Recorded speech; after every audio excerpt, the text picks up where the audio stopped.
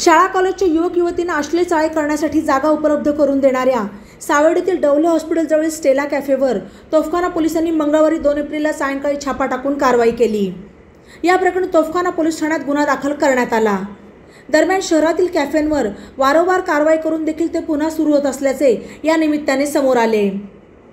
नगर मनमाड रस्त्यावर सावेडी परिसरात डवले हॉस्पिटलजवळ हा स्टेला कॅफे आहे। या कॅफेवर पोलिसांनी यापूर्वी कारवाई केली होती। हा कॅफे पुन्हा सुरू झाला असल्याची माहिती तोफखाना पोलिसांना मिळाली।